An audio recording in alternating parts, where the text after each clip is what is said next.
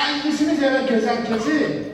İndi istəyirəm bu gözəl momenta bu dişadı davata bir bırak, hala görün bilsin ne edir. Buyur. Çok sağ olun, teşekkür bildirirəm. Görəsən biz bir şey ne edəcək yandaki mənim ne eləməyimi gözləyirsiniz. Mən ancaq mahnı oxuya bilərəm bu gözəl gündə öz gözəl ansamblimdən. Əzəlim, ünsiyyətdən bizim aziz dostumuz Əkrəm müəllim buna gəlib. Əkrəm müəllim, necəsin? Keyfiniz əhvalınız, öpürəm sizi. Əkrəm müəllim uzun illərdir ki, ünsiyyətdə yaşayır. Bizim kendimizin güzel bizneslerini de Ekrem Müəllim eşk olsun ona. Ekrem Müəllim hele ünsiyyətdən akayda geliyor.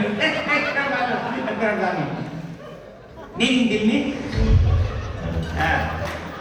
Çok sağ olun Ekrem Müəllim. Ne lazımdır o sizler? Onu necə eləmirlər Ekrem Müəllim? Ben burada akrabadan neyim, onu necə eləmirlər? Elə şeyler ki onun zorunda eləmək olsun. Neyse, o sözler lazımdır. Aziz Bey.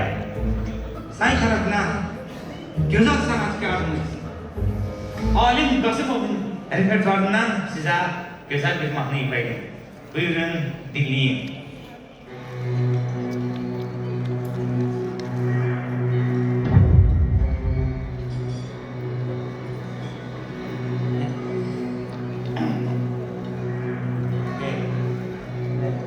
Aşağıdan kal, biraz aşağıdan kal.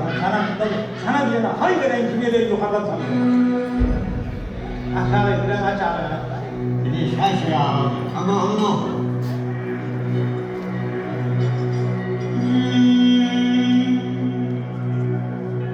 Yayanır bu onca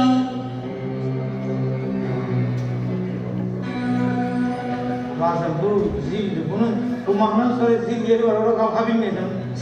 Sen ne için beni kaldırsana oralara? Ne başarılar çıktı? Ne istesem ben bunu, mahlumu oku da. Yanak külü kalamada bilmirəm nə olacaq olanı xatirədir Allah sənin belini rüzdür, lazım. Allah sənin belini rüzdür. Biraz aşağıdan ne olardı ki çalsaydı?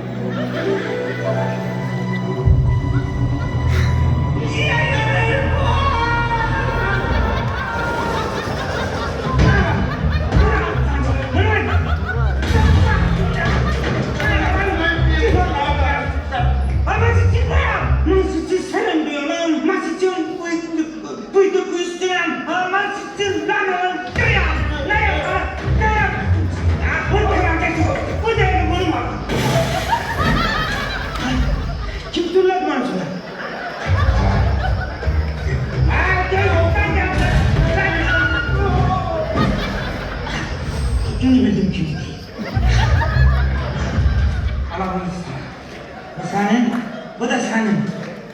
Tüpürüm sizin mannize, tüpürüm sizin tüpürüm sizin mannize. Buraya gördüğünüz bir şarkı kadar yok. Bir şarkı öldü. Benim hatasız ya.